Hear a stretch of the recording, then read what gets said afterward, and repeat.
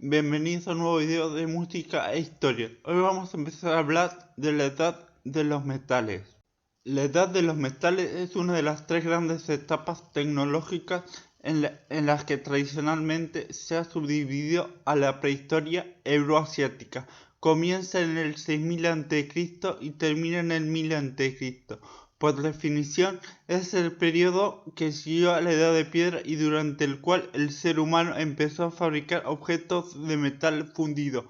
La existencia de procesos metalúrgicos es indispensable para adscribir una cultura arqueológica a esta etapa, ya que los metales nativos eran trabajados por martillado desde las fases iniciales del Neolítico. Siguiendo este criterio, la edad de los metales comenzaría con las primeras evidencias de fundición del cobre, que son del sexto milenio a.C. en Anatolia y los montes Zagros, y acabaría con la progresiva entrada en la historia de cada región. En Europa esto se produjo durante el primer milenio a.C.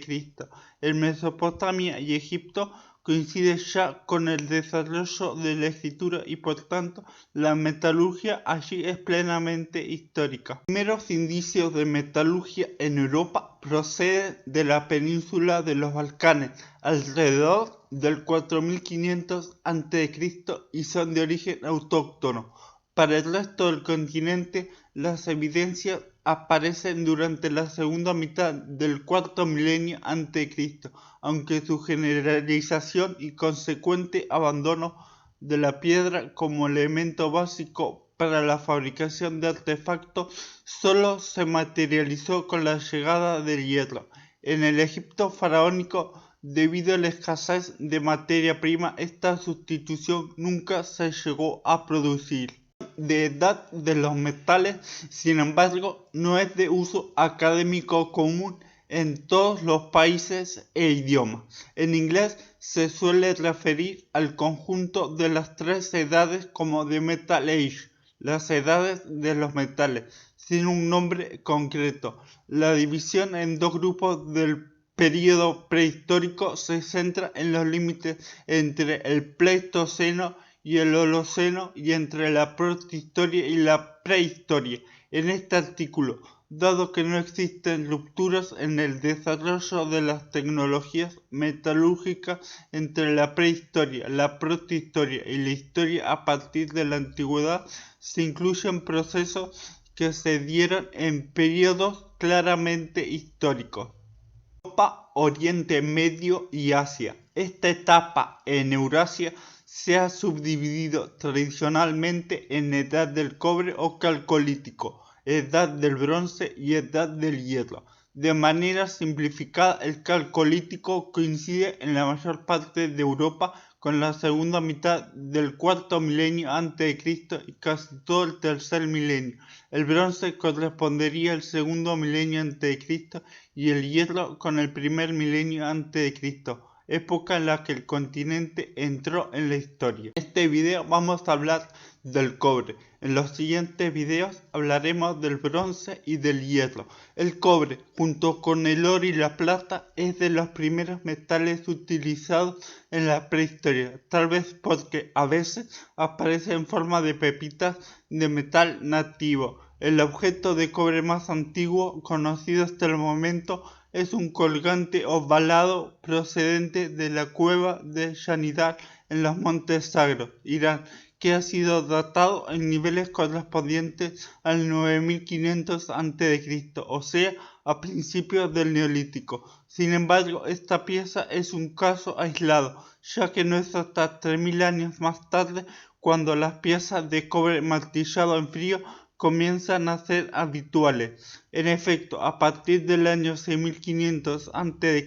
en varios yacimientos se han encontrado piezas ornamentales y alfileres de cobre manufacturado a partir del martilleado en frío del metal nativo, tanto en los montes Zagros, Alikosh en Irán, como en la meseta de Anatolia, Katal-Husuk, Kashonu o Hasilar en Turquía.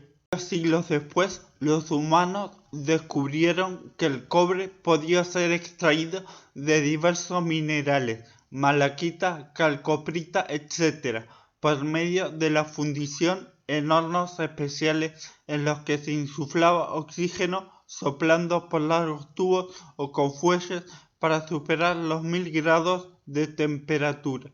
El objeto de cobre fundido más antiguo que se conoce procede de los Montes Sagros, concretamente de Tiblis, Irán, y se data en el 4100 a.C. Junto a él se hallaron hornos de fundición, crisoles e incluso moldes. La técnica de fundición del cobre es relativamente sencilla, siempre que los minerales utilizados sean carbonatos de cobre extraídos de algún yacimiento metalífero. La clave está en que el horno alcance la temperatura adecuada, lo cual se conseguía inyectando aire, soplando o con fuelles a través de largas toberas. Este sistema se denomina reducción del metal. Se mezclaba el mineral triturado, por ejemplo, malaquita, un carbonato que posee más de un 50% de cobre, con carbón de leña. Con el calor, las impurezas van liberándose en forma de monóxido y dióxido de carbono, reduciendo el mineral a un cobre relativamente puro. Al alcanzar los 1000 grados, el metal se licúa depositándose en la zona inferior del horno. Un orificio en el fondo del horno permite que el líquido candente fluya hacia el exterior, donde se recoge el molde. Parte de la escoria queda en el horno y las impurezas del mineral flotan en el metal fundido, por lo que es fácil eliminarlas con un utensilio llamado escariador. El cobre puede volver a fundirse muchas veces. Este solía convertirse en lingotes, a veces con una forma peculiar como los del Mediterráneo oriental, que recuerdan al pellejo de un animal, para luego fabricar diversos objetos por fusión y colado en moldes. El cobre es muy maleable y dúctil. Puede martillarse en frío o en caliente, con lo que se duplica su consistencia y dureza. En cualquier caso, resultaba imposible eliminar todas las impurezas del cobre, pero mientras que algunas eran perjudiciales, como el bismuto, que lo hace quebradizo, otras eran beneficiosas, como el arsénico, que reduce la formación de burbujas en su fundición, pues impide la absorción de gases a través de los poros del molde, asegurando un producto de mejor calidad. El cobre con alto contenido natural en plomo es más blando, lo cual puede ser una ventaja para fabricar recipientes por medio del martilleo de una plancha en forma de disco, curvándola en forma cóncava, para elaborar calderos o cuencos. Incluso podía ser repujado. Algunos metalurgistas consideran que estos cobres con impurezas beneficiosas son en realidad bronces naturales. La técnica del cobre no tardó en difundirse por todo el Próximo Oriente, coincidiendo con el nacimiento de las primeras civilizaciones históricas de la zona, principalmente Sumeria y el Antiguo Egipto, pero muchos estudiosos consideran que pudo inventarse en fechas muy parecidas en otras partes de Eurafrasia. Concretamente en Europa hay un avanzado núcleo calcolítico en los Balcanes que incluye ocasionalmente objetos de cobre fundido entre sus hallazgos del cuarto milenio a.C., cultura gulmenita, y todo parece apuntar hacia una invención local. Durante el siguiente milenio y también con carácter autóctono